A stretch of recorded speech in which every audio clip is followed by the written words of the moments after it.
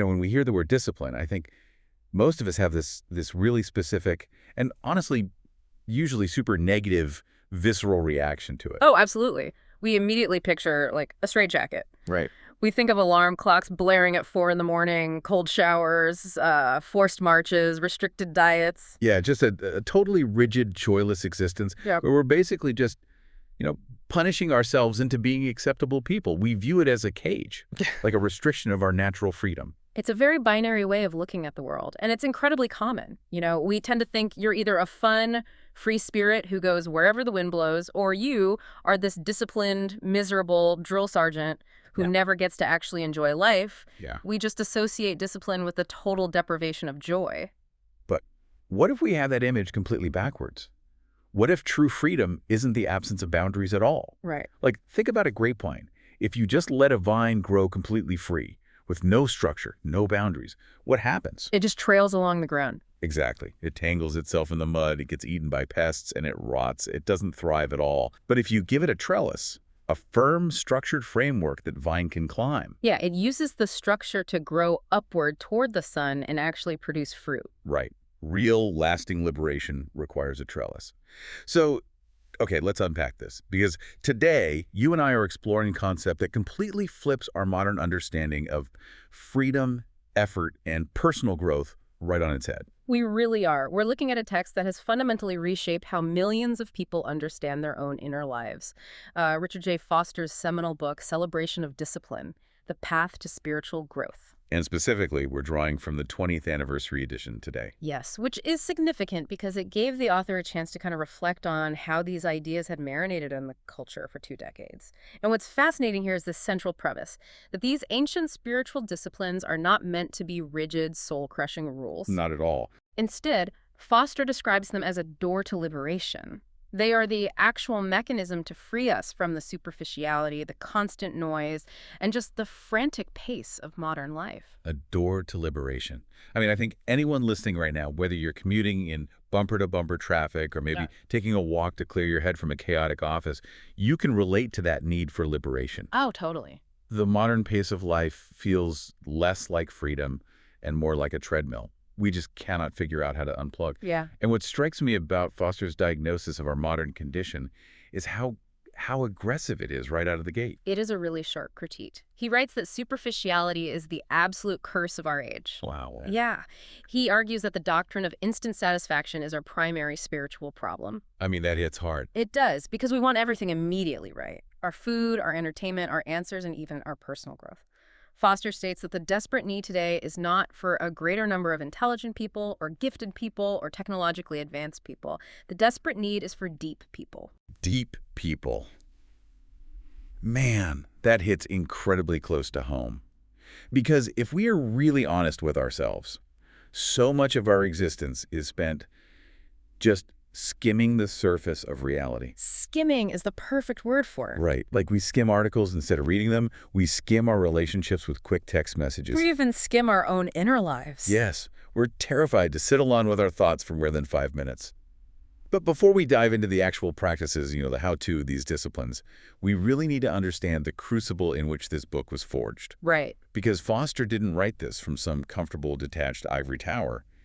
He hit a massive, life-altering wall. It's so crucial to understand his breaking point because it grounds everything that follows in gritty reality. So Foster was a young pastor, fresh out of seminary, taking on his first appointment at this small church in Southern California. Okay. And by his own admission, he was full of ambition. He was ready to show the denominational leadership and, frankly, the world exactly what he could do. He had big plans. Huge plans. He had visions of his church becoming this massive shining light on a hill built on the back of his fresh theological degree.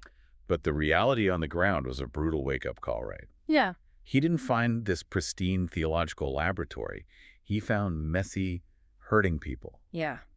After about 3 months, the illusion completely shattered. He realized he had given this tiny congregation absolutely everything he knew, every theory he had studied, and it had done them no good whatsoever. Ouch. He writes about this devastating realization that he was spiritually bankrupt. He was trying to feed a hungry congregation with cupboards that were entirely bare. I can't imagine how defeating that must have felt. The people coming to him were starving for a genuine word, for real spiritual substance to help them survive their week. And he recognized he had nothing of actual value to offer them. You know, to admit that level of defeat, to say, I have the degree, I have the title, but I am empty, Yeah. that requires a staggering amount of humility. It really does. But he doesn't stay in that bankruptcy. The text outlines 3 converging influences that essentially pulled him out of that despair and formed the foundation of the practices we're going to discuss. Yes. So the first influence was an immersion into what he calls the devotional masters, because he was seeing an influx of genuinely needy, broken people into his congregation. People he describes as the cast-offs of the fast-track culture, right? Exactly. He realized his modern academic theology simply wasn't robust enough to handle that level of human suffering. So he instinctively turned backward to ancient writers. He started reading Augustine of Hippo, Francis of Assisi, Julian of Norwich. And what's vital here, I think, is the historical context of those figures. Mm. When Augustine was writing, the Roman Empire was literally collapsing around him. Yes. And Julian of Norwich, she was writing her profound revelations of divine love while the Black Death was wiping out half the population of Europe. It's incredible context. These weren't people living easy lives. They were surviving apocalyptic scenarios. And that is exactly what Foster found so compelling. He saw that these historical figures, despite their horrific circumstances, possessed this flaming vision of God that blinded them to competing loyalties. They lived with profound spiritual substance. They weren't skimming. No, they were anchored in the deep. So the second influence moves us from the ancient past to a very modern living room, a man named Dallas Willard. Right. What's fascinating here is that Dallas Willard was a philosopher in Foster's congregation and a heavy hitter in the realm of academic philosophy and theology. Okay. But what impacted Foster wasn't just Willard's towering intellect, it was his method. Willard taught this small, ragtag group of ordinary people about complex concepts like worldview, right in the midst of their daily struggles. Oh, wow. Yeah, he would teach in their living rooms, late into the night, focusing on moving the mind down into the heart. It was life-based teaching in a deep, highly vulnerable community. So it really bridged the gap between the head and the heart. And that brings us to the third influence, which is perhaps the most striking because it bridges the gap between the mystical and the fiercely practical. Yeah. Foster sought out a Lutheran pastor named William Luther Vasweg and a nurse named Beth Shapiro. Yes. Vasweg taught Foster the mechanics of prayer simply by praying with him, honest, heartfelt, and sometimes hilariously blunt praying. I love that. But Beth Shapiro's story, it perfectly illustrates what these disciplines look like in the wild. She was the head of the elders for their fellowship, and professionally, she was a nurse working the night shift at a large hospital. And there's an incredible story about her in the neonatal intensive care unit. Like when we talk about bringing the spiritual into the secular, this is the ultimate example. It really is. After working an exhausting night shift, Beth would come to the church in the early morning to pray with Foster and the others, but she refused to leave her theology compartmentalized at the church. If their group discussed the biblical concept of the laying on of hands for healing, Beth didn't just treat it as an ancient metaphor. She would go to work, wash up, put her hands into the sterile rubber gloves of a high-tech incubator, place her hands gently on a premature, struggling infant, and pray silently and lovingly over that child. Wow. She brought the raw reality of spiritual practice directly into the sterile scientific environment of a modern hospital. It wasn't abstract. It was right there in the incubator. And that beautifully sets up the core mechanic of these disciplines. Because I have to admit, and I think a lot of people driving to work right now might feel the same way. Sure. When I hear the word discipline, my immediate instinct is, okay, I just need to try harder. I need to grit my teeth and white-knuckle my way through my bad habits. We conflate discipline with willpower. That is the exact trap Foster warns against, and it is a trap almost everyone falls into. He calls it will worship. Will worship. Yeah, it's a concept drawn from the book of Colossians in the New Testament. The Apostle Paul talks about the outward forms people use to control their own sin, and bad habits, rules like touch not, taste not, handle not, and Paul notes that these things have a show of wisdom in will worship. Will worship. We idolize our own determination. We think if we just muscle through it, we can fix ourselves. Right. If we genuinely believe we can attain victory over our deep-seated fears, our ingrained anger, or our addictions just by the sheer strength of our will, we are bowing down to the idol of our own will. The fatal flaw of willpower is that it only deals with externals. It's a frontal attack on our behavior. It makes me think about it like structural metal fatigue in an airplane. Oh, how so? Well, on the outside, the fuselage looks perfectly fine. The pilot's doing everything right, the engines are running. But deep inside the metal, at a microscopic level, there's a stress fracture. Right. It holds up under normal conditions. But the moment you hit severe turbulence, the moment the pressure spikes, that hidden fracture catastrophically snaps. That is a brilliant way to picture what Foster calls the unguarded moment. The unguarded moment. Yes, because you might be able to suppress your anger or your bitterness for weeks. You can put on a flawless face at work, you can bite your tongue at a family dinner, but willpower eventually cracks under pressure. Always. You're exhausted at the end of the day. Someone asks you a simple, maybe slightly annoying question, and you absolutely snap. You say something vicious. Yeah. Jesus talked about the external righteousness of the religious leaders, but noted that out of the abundance of the heart, the mouth speaks. Willpower has no defense against the careless word or the unguarded moment because it cannot transform the inner spirit. So if willpower is a dead end, and trying really hard just leads to eventual burnout or massive hypocrisy, what's the alternative? Like, are we just supposed to sit back on the couch and wait for lightning to strike us with personal growth? No, and this is where Foster introduces the core mechanic of the disciplines, the frogger analogy. Okay, lay it on me. Think about the reality of farming. A farmer is completely helpless to make grain grow. He cannot go out into his field and scream at the dirt to produce corn. Right, that would be insane. He cannot physically grab a stalk of wheat and stretch it upward with his hands. All he can do is prepare the environment. Exactly. He cultivates the ground, he plows the soil, he plants the seed, and he ensures it gets water. Then, the natural forces of the earth, the mystery of life itself, take over. Okay. The spiritual disciplines are exactly like that. The disciplines do not transform us by themselves. Meditating or fasting doesn't magically turn you into a better person. They are just a way of getting us into the ground. They consciously place us in the path of God's grace, where the internal work of transformation can actually happen. So we aren't building the crop, we are just tending the soil. The growth is out of our hands, but the preparation is entirely our responsibility. Yes. Foster also uses this analogy of a narrow ridge, which I think really clarifies the tension we have to walk here. Picture a long, incredibly narrow mountain ridge with a sheer, fatal drop-off on either side. Terrifying. Very. On the right side is the chasm of moralism. That is the trap we just discussed. Human striving, trying to earn righteousness and fix ourselves through our own exhausting works and willpower.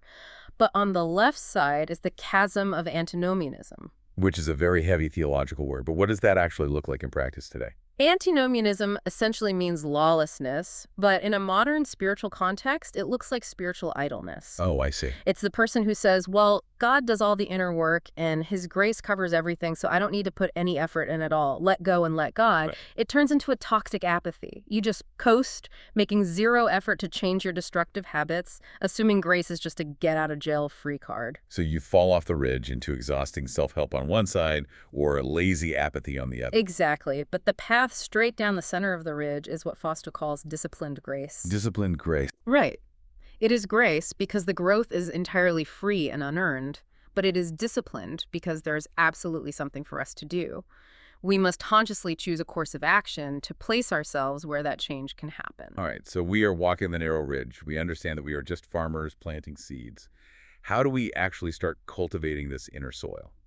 Well, Foster divides the practices into 3 categories: inward, outward, and corporate. And we're focusing heavily on the inward and outward today.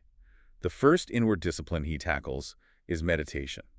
Now, we have to clear the air here, because when a modern person hears the word meditation, they instantly think of mindfulness apps, Eastern religions, or, trying to completely empty their mind of all thoughts. Foster makes a very sharp distinction regarding Christian meditation. It is a critical distinction. He contrasts Eastern meditation with Christian meditation.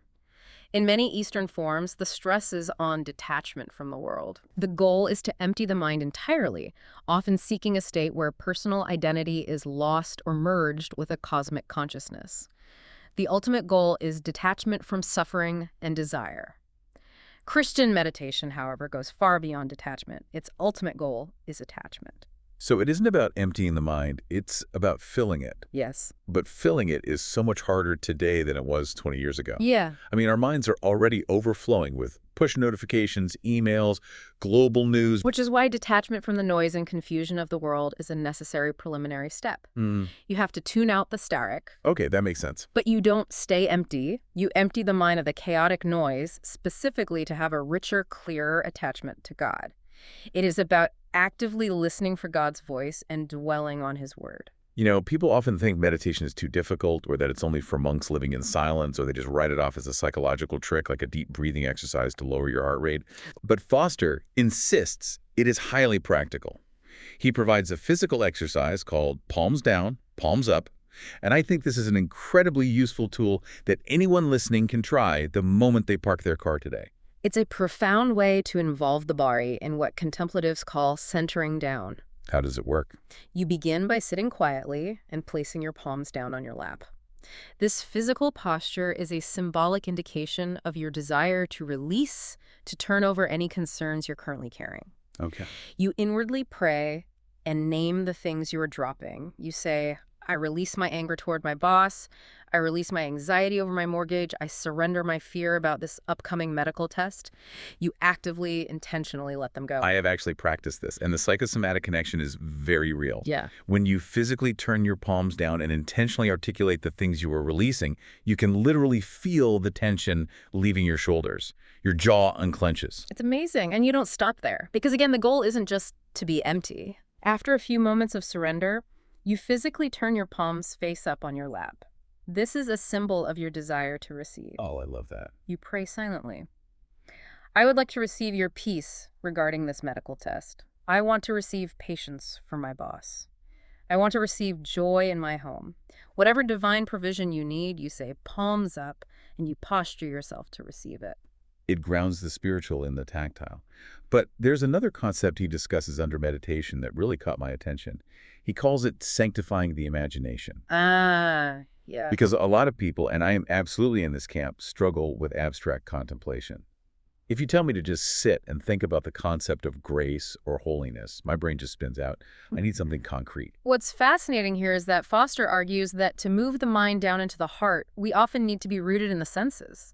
We shouldn't despise the humble route of the imagination. He quotes a Scottish minister named Alexander White, who spoke eloquently about the divine offices of the Christian imagination. Now, many people fear their own imagination because it's so often hijacked for vain, selfish, or lustful fantasies. Oh, totally. We use our imagination to daydream about winning fake arguments in the shower. Yeah. Or plotting revenge, or obsessing over things we want to buy. Exactly. And because the imagination is often used destructively, we assume it has no place in spiritual growth. Right. But Foster points out that God created the imagination, and therefore he can sanctify it and use it to reveal truth. If we connect this to the bigger picture, to believe God can utilize our imagination is simply to take the core Christian idea of incarnation seriously. The idea that the infinite God uses the finite physical images we know. Yes, to teach us about the unseen world. When we read a story in Scripture, Foster says we shouldn't just analyze the text coldly like a legal document. We should use our senses. If you're reading about Jesus on the Sea of Galilee, smell the salt in the air. Hear the lap of the water against the wooden boat. Feel the heat of the sun on your neck. See the desperation in the crowd's faces. You enter the narrative as an active participant. This idea of actively participating through our imagination perfectly bridges us into the next inward discipline, prayer. Yes. And specifically the prayer of intercession, which is praying for the needs of others. Foster starts this section with a statement that I found incredibly liberating. He says that prayer is a learned process. It is. If your prayers feel completely ineffective, or if you feel like you're just talking to the ceiling, it doesn't mean you are a fundamentally flawed person or that God is actively ignoring you. It might just mean you need to learn the mechanics of how to do it. We assume prayer should just be this natural, instinctual outpouring, right? Yeah. But even the disciples who were observant Jews and had prayed ritually their entire lives came to Jesus and asked, "Teach us to pray." They recognized that what Jesus was doing was fundamentally different from what they knew. And Foster decided to do his own original research in the School of the Spirit here. He actually cut out every single reference to prayer in the Gospels to study them collectively. And he made a staggering discovery about how Jesus and the early apostles prayed for others. This completely blew my mind because it challenges a phrase that is tacked onto almost every prayer I've ever heard. Foster points out that when Jesus prayed for others, when he was healing the sick or interceding for someone, he never, not once, concluded his prayer by saying, "If it be thy will." Never. Nor did the apostles or the prophets in the early church. Wow. Foster argues that they obviously believed they knew what the will of God was before they prayed the prayer of faith.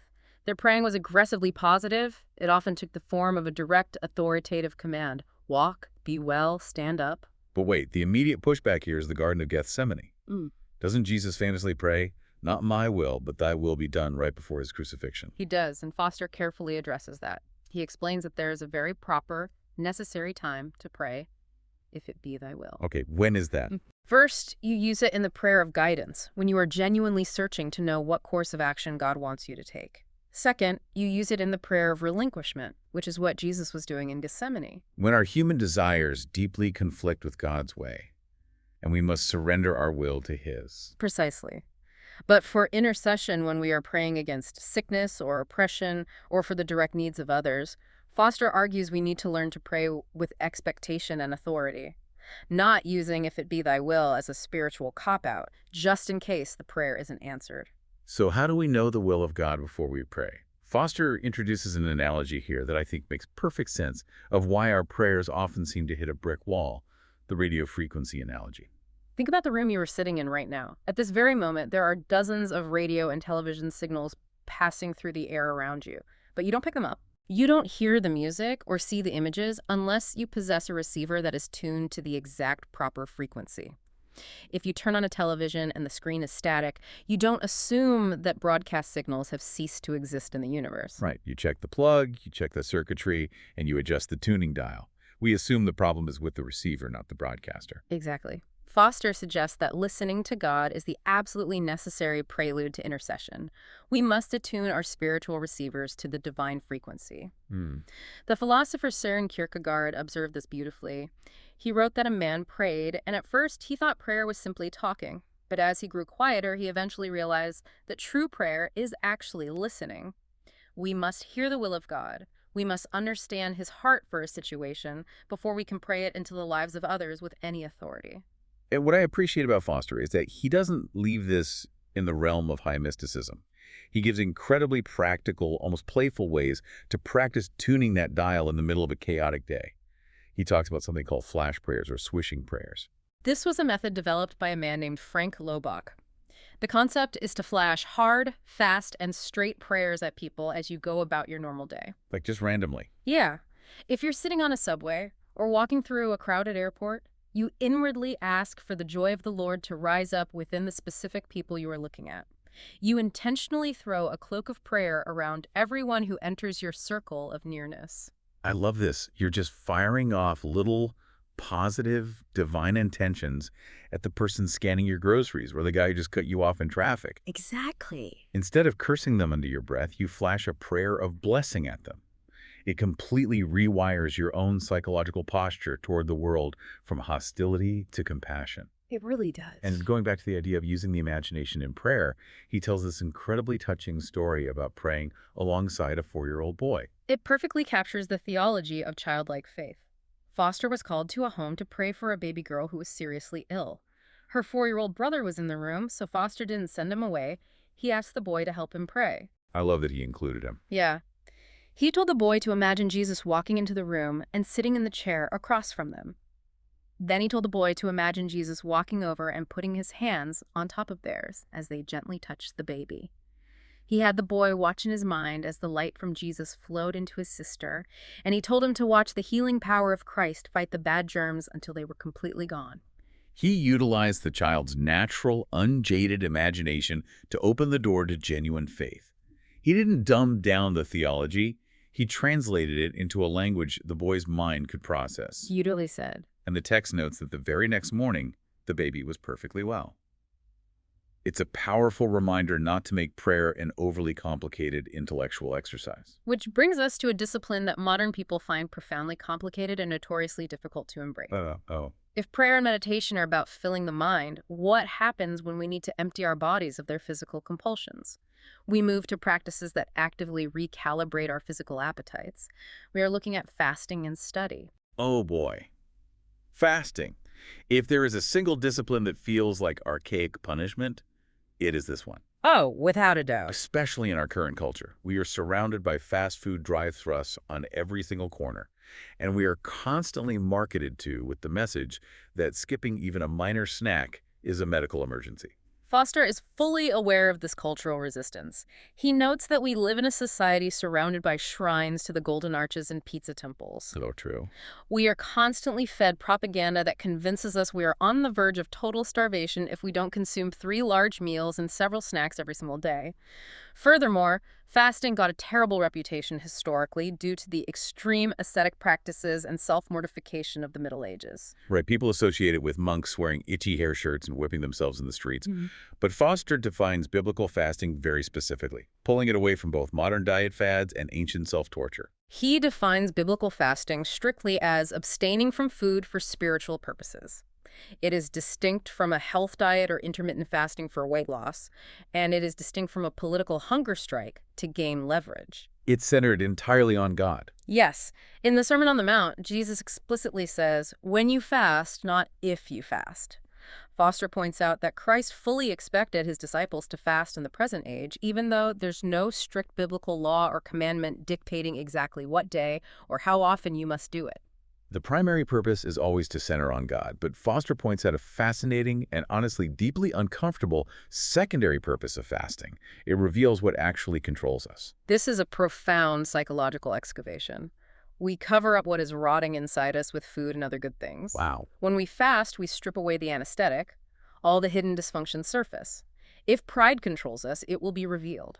If deep-seated anger, bitterness, jealousy, or fear are hiding within us, they will aggressively bubble up to the surface when we remove the pacifier of food. You call it getting hangry, right? Right. And we rationalize our terrible behavior by saying, oh, I'm so sorry I snapped at you. I'm just irritable because I haven't eaten lunch yet. But Foster argues that if you get angry when you fast, you are angry because the spirit of anger was already living inside you. Oh, man, that stings. The fast did not create the anger out of nowhere. It merely removed the food you were using to self-medicate and suppress it. Once that ugliness surfaces, instead of rushing to eat a sandwich to shove it back down, you can finally acknowledge it and deal with it through the healing power of Christ. That is incredibly confronting. It forces you to look at your own internal rot. But to help people who have never done this, he walks through the literal physical progression of an extended fast. Yeah.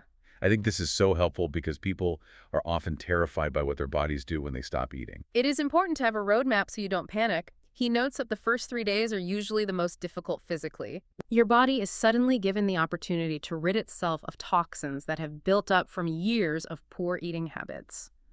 You will likely experience a coated tongue, bad breath, and perhaps severe headaches, especially if your body is going through withdrawal from caffeine or refined sugar.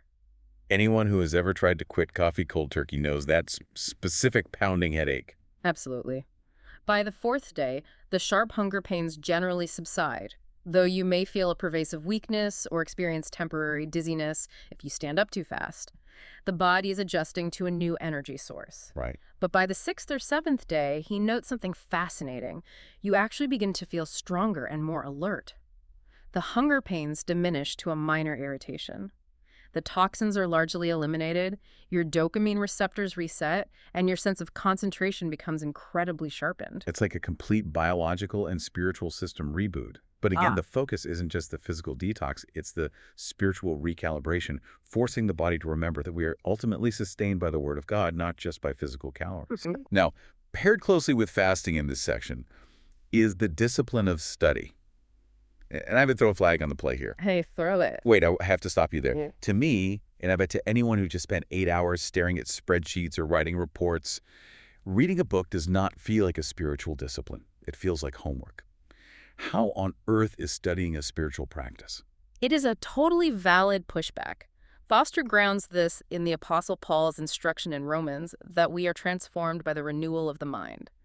The discipline of study is the primary vehicle for that cognitive renewal. So it's about changing how we think. Yes. He argues that good feelings won't free us. Ecstatic, emotional, religious experiences won't free us. Jesus said, "You will know the truth, and the truth will make you free." Study is the intentional process by which we acquire the knowledge of the truth so that it can rewire our thinking. And he breaks study down into 4 very specific steps. It's not just passively scanning text while you fall asleep. The 4 steps are repetition, concentration, comprehension, and reflection. Repetition is crucial because it regularly channels the mind in a specific direction, forming ingrained neurological habits of thought. Yeah. Concentration centers the mind and intensely focuses attention on the subject matter. And let's be honest, concentration is almost a lost art today. Our brains are so fractured by short-form videos and hot takes that sitting down to concentrate on a dense text for an hour feels like running a mental marathon. Exhausting. We have to biologically train our brains to hold focus again. Which is why it requires discipline. If you can maintain concentration, you reach the 3rd step, comprehension. This is the eureka moment where you move beyond just reading words and actually understand what the text fundamentally means. Right. And that leads to the crucial final step, reflection. Comprehension defines what we are studying, but reflection defines the significance of what we are studying. Reflection brings us to see things from God's perspective and helps us understand our own lives in light of the truth we just comprehended. Foster also makes a really sharp distinction between studying a book and just reading a book devotionally. He outlines the intrinsic rules of reading. First, you must understand what the author is saying. Second, you must interpret what the author means. Third, you evaluate if the author is right or wrong. Yes. But in our modern culture, we almost always skip straight to step 3. We absolutely do. We are conditioned to give a critical analysis and form a strong opinion before we even understand what the text is actually saying. It's so true. Foster emphasizes that in the study of Scripture, or any vital text, we must first seek the author's intent. Devotional reading asks a subjective question. What does this mean for me? Study asks an objective question. What does this mean? So different. We must be willing to endure barren, difficult days of study until the meaning becomes clear, rather than just looking for a quick emotional boost to start our day. And study isn't just limited to books with pages. He talks about studying nonverbal books, the study of nature, the careful observation of human relationships, the study of institutions. There's a story he shares about the French writer André Gide that perfectly illustrates the tragic difference between amassing cold information and truly studying reality. It is a haunting anecdote. Gide was a student observing a moth being reborn from its chrysalis during a classroom lecture. He was filled with absolute wonder and awe at the miracle of this metamorphosis happening right in front of him. Yeah. Enthusiastically, he pointed it out to his professor, expecting the professor to share in the marvel. And the professor just ruthlessly shoots him down. The professor replies with cold disapproval, essentially saying, "Didn't you know every butterfly comes from a chrysalis? It's perfectly natural." Gide was immediately disillusioned. He realized the professor knew his natural history perfectly, but because he had categorized it as merely natural, he had completely lost the ability to see that it was marvelous. The professor had amassed massive amounts of data, but he hadn't truly studied the creation with reverence. He had the data, but he completely missed the poetry. He missed the profound truth of the thing. Okay, so we've covered the inward disciplines, how we cultivate the hidden soil of the mind and spirit through meditation, prayer, fasting, and study. Right. But Foster says this inner reality cannot stay hidden forever. It inevitably leaks out into how we interact with the physical world, our money, and society. That brings us to the outward disciplines. And the first one we tackle is simplicity. This is where the theology hits the pavement. Foster offers a very sharp, uncompromising critique of modern consumer culture. He calls our obsession with stuff the psychosis of affluence. The psychosis of affluence. He writes that it is literally psychotic because it has completely lost touch with reality. We obsessively crave things we neither need nor actually enjoy. He famously quotes the idea that we buy things we do not want to impress people we do not like. It's the engine of psychological obsolescence. We are made to feel deeply ashamed to wear clothes that are fully functional or drive cars that run perfectly well, simply because they are deemed out of fashion by a marketing department. We throw away perfectly good items just to upgrade to the newer model. It's fascinating to look at this strictly through the lens of ancient biblical texts. Foster points out that long before modern capitalism or socialism existed, the Old Testament established mechanisms that challenged the absolute right of private property, noting that the earth ultimately belongs to God. Right? Like the year of Jubilee. Exactly. He references the year of Jubilee, which was an ancient biblical mechanism for the regular generational redistribution of wealth and land to prevent permanent generational poverty.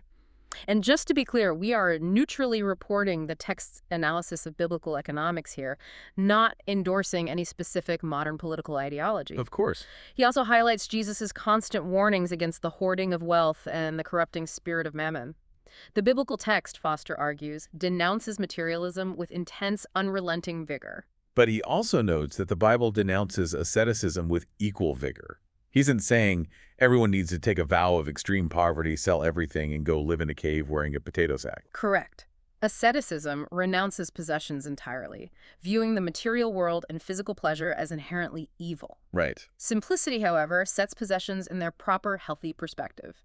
It rejoices in God's material provision, good food, a warm house, beautiful art, but it absolutely refuses to be enslaved by any of it. So how do we actually find that balance? Because if we get this wrong, simplicity just becomes another suffocating, legalistic set of rules. We start judging our neighbors for having a nice car or feeling guilty for buying name-brand cereal instead of generic stuff. This is why Foster establishes what he calls the Archimedean point for simplicity. In physics, an Archimedean point is a hypothetical vantage point from which an observer can objectively perceive the subject of inquiry, a fixed point that allows you to lever the entire world. Okay, so what is that point for simplicity? For simplicity, that unmovable, fixed focus must be Jesus' command. Seek first the kingdom of God and his righteousness. If simplicity becomes about ecology or anti-capitalism or anti-consumerism first, it degenerates into idolatry and bitter legalism. The primary focus must remain entirely on the kingdom of God. Everything else is secondary.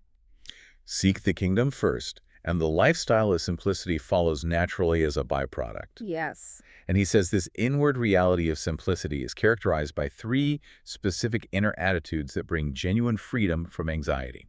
First, to receive what we have as a gift from God. Yes, we work hard for our paychecks, but we know God is the ultimate provider of our health and opportunity. That shifts the perspective entirely. Second, to know that it is God's business, not ours, to care for what we have. We take normal precautions, we lock our doors, but we don't live in a state of paralyzing paranoia about losing our stuff or the stock market crashing. Right. Third, to have our goods available to others. If we truly trust that God will provide for us tomorrow, we can freely and joyfully share what we have today with someone who is in need. And he doesn't just leave it in the theoretical realm of inner attitudes. He lists 10 outward expressions of simplicity. Here's where it gets really interesting, and I want to highlight a few of the most practical takeaways, because if you actually apply these, they're absolute game changers for your budget and your peace of mind. They really are. First, buy things for their usefulness rather than their status. Buy a car for its utility to get you from point A to point B safely, not for the prestige of the hood ornament. Wear your clothes until they actually wear out. Second, reject anything that is producing an addiction in you. Learn to distinguish between a real need and an addiction. Eliminate or radically cut down on addictive substances, drinks, or media consumption. Huge one. Third, develop a habit of giving things away.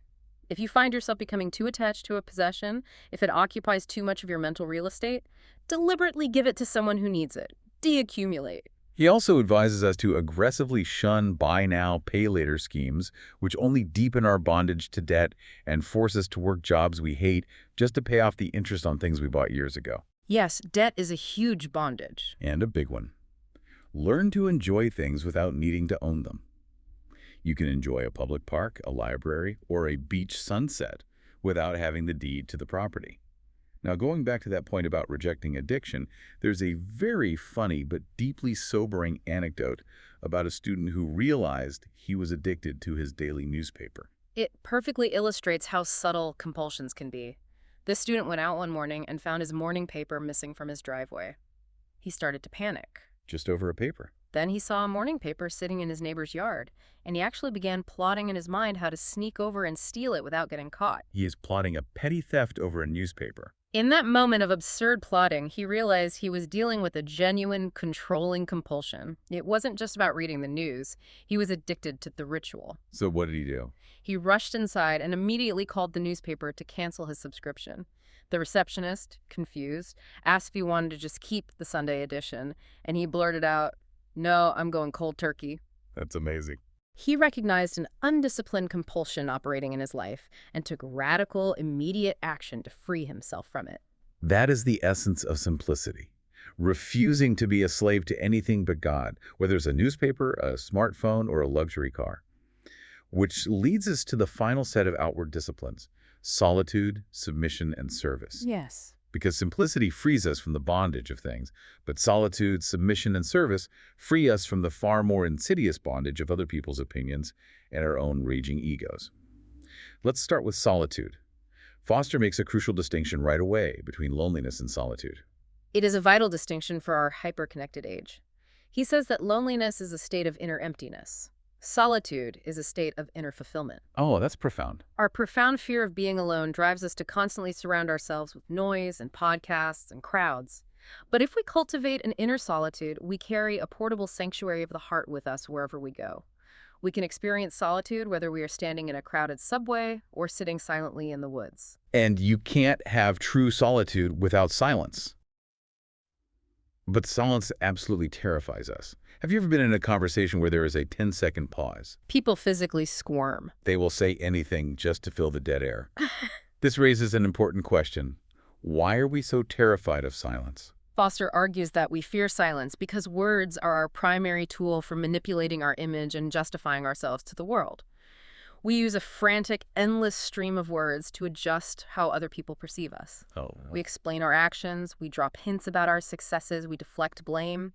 If we are forced to be silent, we feel helpless. We feel like we are losing control of our personal public relations campaign. That is painfully accurate. Like, if I don't explain myself, they might misunderstand me. If I don't post about this, people won't know I did it. Silence puts a hard stopper on all of that self-justification. It is intimately related to trust. Can we truly trust God to be our justifier, to protect our reputation, without us having to constantly spin the narrative and manage everyone's perception of us? There's a journal entry he shares from an 18th century Quaker named John Woolman that illustrates the pain of learning this discipline.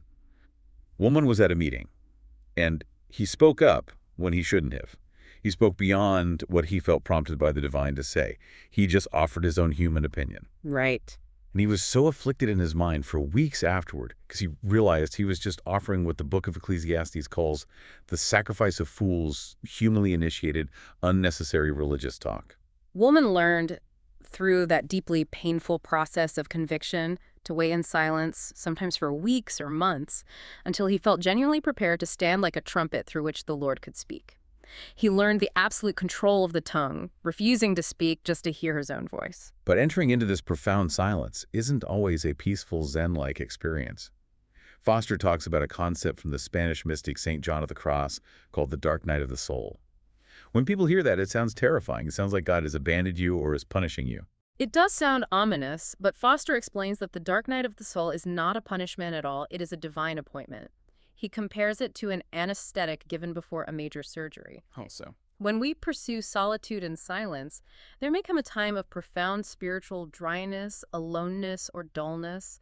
The emotional and sensory appetites, the things that used to give us a spiritual high, are put to sleep. So you don't feel those spiritual goosebumps anymore during a worship song. The sermons that used to inspire you suddenly feel boring. Your prayer life feels like chewing on cardboard. And when that happens, the immediate temptation is to blame the preacher, blame the church, and go chasing after a new church or a new emotional high to get the feeling back. Exactly. But St. John of the Cross says this darkness is actually a profound grace. God is intentionally freeing the soul from its dangerous dependence on emotional highs and false joys. He's taking away your own frenetic spiritual activities so he can perform deep surgical work within your soul. So you just have to sit in the dark and wait for the surgery to be over. You can't force the light to come back on. That takes immense surrender. Which brings us to the discipline of submission. Ah, yes. And I have to say, submission is arguably the most loaded, controversial word in this entire book. It has been abused historically to manipulate, silence, and oppress people. Doesn't submission just mean losing your identity? giving up your boundaries, and becoming a doormat for abusers. Foster acknowledges right out of the gate that no discipline has been more horrifically abused than submission. But he clarifies that true biblical submission is actually a profound liberation. How is it liberating? The freedom in submission is the ability to lay down the terrible, exhausting burden of always needing to get our own way. Oh, that is a burden. Yeah. The absolute obsession that my plans, my preferences, and my opinions must win out. Most church splits, family feuds, and workplace toxicities happen because people simply cannot stand to give in. They have to win the argument. True submission frees us to genuinely value other people's dreams and plans over our own. Foster notes that self-denial, which is the touchstone of submission, is not the same as self-contempt. Self-contempt claims we have no worth, which is a lie. Self-denial declares we are of infinite worth, but we don't have to demand our own way to be happy. We don't lose our identity. We actually find our true identity in giving ourselves away for others. So how did this actually play out historically? Foster talks about revolutionary subordination in the New Testament epistles, which completely reframes how I view those ancient letters. It is called revolutionary because it completely upended the brutal cultural norms of the first century Roman Empire. The epistles address wives, children, and slaves, groups of people who were culturally subordinate and had absolutely no legal status or agency. Right. But Paul addresses them as free moral agents. He asks them to voluntarily submit out of reverence for Christ.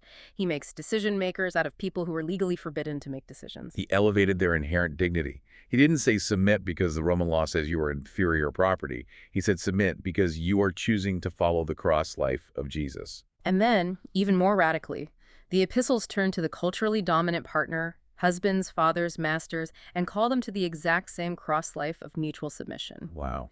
To tell a first-century Roman master to treat his slave justly and fairly, to serve his slave as a brother in Christ, was an absolute earthquake in that social order. The teaching relativized and undermined the entire abusive hierarchical structure of Rome by commanding mutual subordination for everyone. But there are strict limits to this, right? Submission cannot mean enabling abuse or participating in evil. Absolutely not. So what does this all mean? Foster is crystal clear. The limits of submission are reached the moment it becomes destructive. It then becomes a denial of the law of love. Right. When the state commands the early apostles to stop preaching the gospel, they flatly refuse. They say, we must obey God rather than men. If a spouse, a boss, or a government demands something unlawful, unethical, or destructive, the true disciple refuses not with arrogant rebellion, but meekly, firmly, and courageously. We must rely on the Holy Spirit to discern those complex boundaries. Which brings us to the final, culminating discipline. If we have cultivated the inner life, simplified our outward life, and laid down our need to always get our way, what does that produce? It produces service, and Foster makes a beautiful comparison here.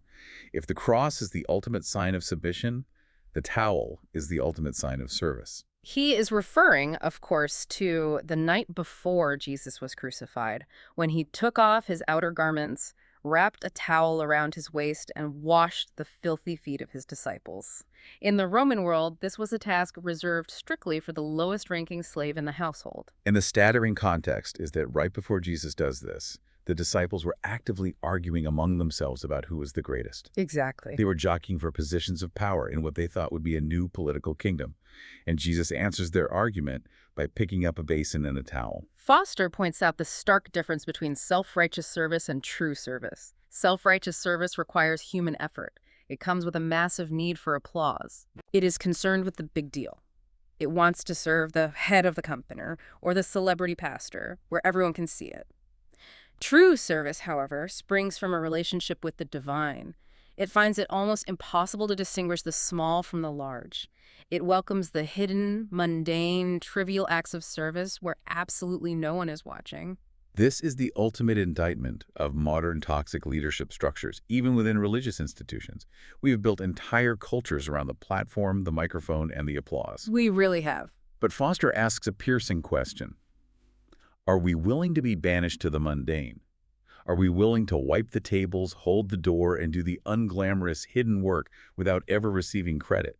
Or are we still secretly fighting over who gets to be the greatest? It is a profound challenge. True service doesn't seek the spotlight. It seeks the basin and the towel. It understands that the greatest among us is the one who serves. We have covered so much immense ground today. We started on the narrow ridge of disciplined grace, realizing we're just farmers planting seeds. We cultivated the inner soil through the intentional practices of meditation, prayer, fasting, and study.